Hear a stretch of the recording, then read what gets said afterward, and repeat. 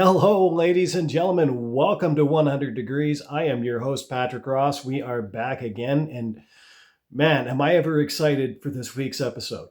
So, typically, I would have started off the episode with an Edmonton Oilers segment, and there's still going to be an Edmonton Oilers segment, but I got to thinking about it and seeing as how the NHL season is completely over, the hockey season is completely over until around September, October. We're still going to have a little bit of hockey news to talk about, but obviously, front and center in Canada is going to be the Canadian Football League. Well, I guess maybe that depends who you ask. A lot of people do seem like they are legitimately excited for the World Cup. Me, not really so much. I'm not a soccer guy. I have tried to be a soccer guy. It hasn't really worked out. I mean, I kind of like Ted Lasso a little bit. I kind of like the idea of Liverpool, but I'm not a soccer guy. It seems like I'm not actually going to successfully transition into being a soccer guy. Just not enough happens in that sport. I mean, and almost as if you needed evidence of that, like right now, they're playing in like the top level of competition in all of soccer, like the top international tournament in all of soccer. They have games in this tournament that have been a 0-0 tie. Like a 0-0 tie. I'm sorry, that is criminal. That is absolutely criminal. That's a game with absolutely zero result. Nothing happened. I'm sorry. I know that you guys call this the beautiful sport. I don't consider it to be all that beautiful. So just sometimes literally nothing happens. But just something always happens in football.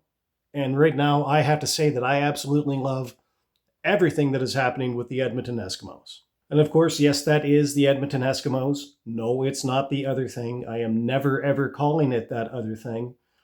And it seems that there are a lot of other people right now who are kind of starting to clue into the idea that it was a huge mistake to ever turn around and make them that other thing. More recently, it's been the president of the organization himself, Chris Morris.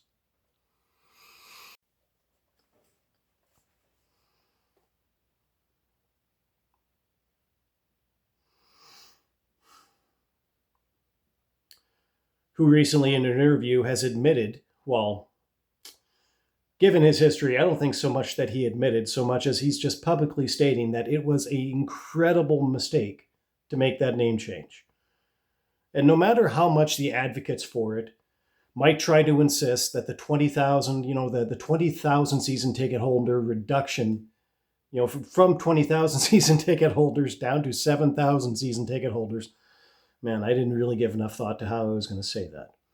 But no matter how much the advocates of this insist that it's nothing to do with the name change, that, it's just, it's the losing, it's the weather on game day, it's this, it's that, man. The Eskimos had losing seasons before, and the fans came back.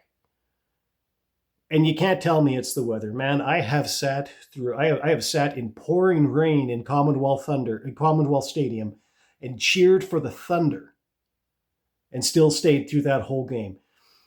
You cannot tell me that it's just the weather. You can't tell me that it's just the losing. It's the name change, and more than anything else, it's not just the name change. Like I've said before, there was a lot of insult. There was a lot of insult that was pretty brazenly offered to the old fans when they made that name change. But even beyond that, let's talk about one more thing that kind of came along with that. And that was not just a change in the name, but it was a change in the culture. The Edmonton Eskimos had a winning culture. Decades upon decades of winning, championships upon championships. This was a winning culture. And there's one thing that you don't ever do when you have a winning culture, and that is that you don't let somebody else come in and push you around. You don't capitulate to a bunch of people that have no interest really in what you're doing. And you definitely do not surrender to people that are not even going to buy tickets, that are not even going to be your customers. You don't surrender to those people.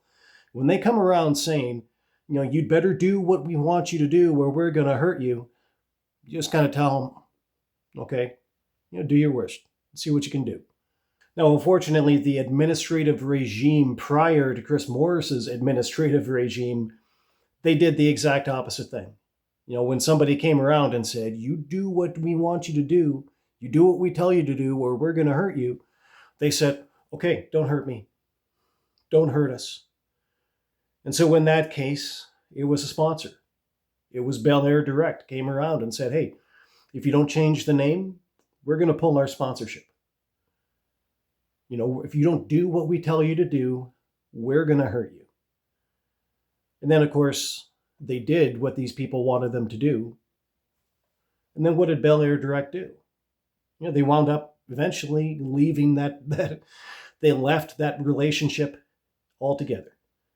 Eventually they did pull their sponsorship anyway, maybe because there just weren't enough fans in the building anymore.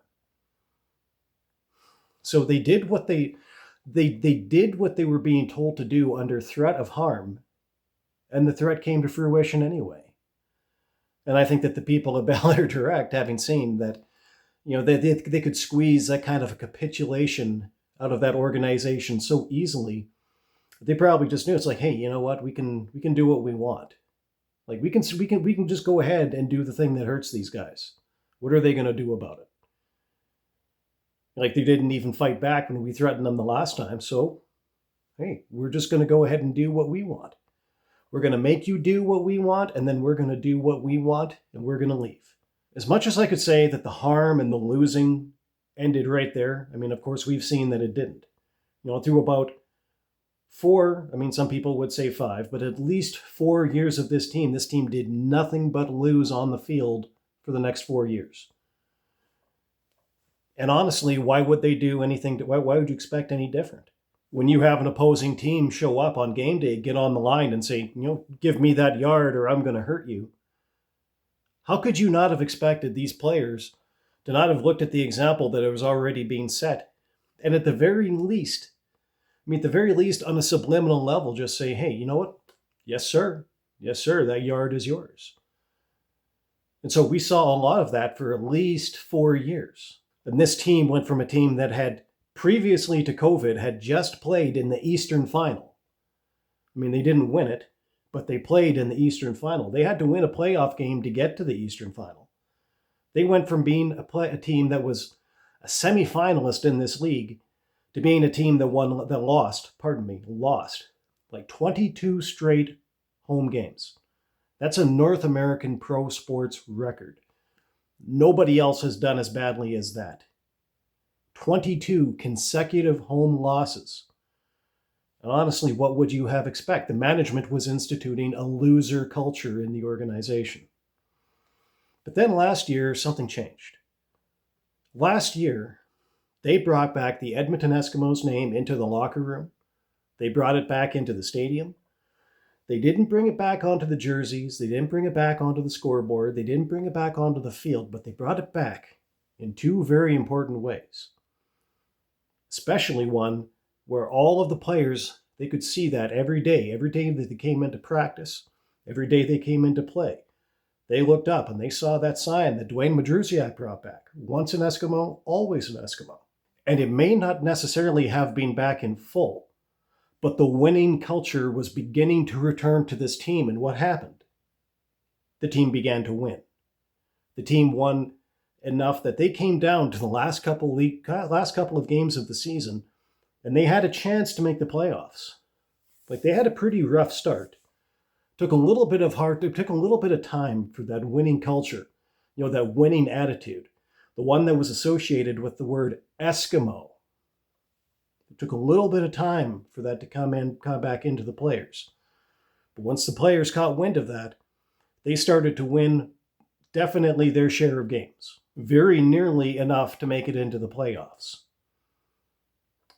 So you see the difference that a winning culture compared to a loser culture makes. Now this season, the team has started out 2-0. This upcoming week, we've got Winnipeg. That's going to be a very tough game. So I don't necessarily expect the team to go 3-0. I think it's a very good possibility that maybe the team could go 3-0. There are people that are telling me that the Winnipeg Blue Bombers they're starting into a decline. And that might be something that the Eskimos can really take advantage of and get a win and go 3-0. Hey, that would be fantastic. But even if they don't, I'm not worried. Because, I mean, like this last week that just happened, this last game that just happened, I mean, they came back from a 13-0 deficit. I mean, they did have to go to overtime to get that win, but they came back from two deficits. They came back from a very, very bad opening quarter. Okay, the first quarter was just bad. But they went away, they pulled it together, they got back in the game, they battled back, they fought for it, and they won. And I think that this is a team that is going to consistently do that all season. So even if they go out, maybe don't get that win against Winnipeg, I'm not worried yet. Because that winning culture is reinstituting itself within the Edmonton Eskimos organization. And as much as some of the losers out there that supported that supported this name change, it supported this capitulation, as much as they may not like to see it, I absolutely love to see it. And if you're a true fan of this team, then you love to see it too.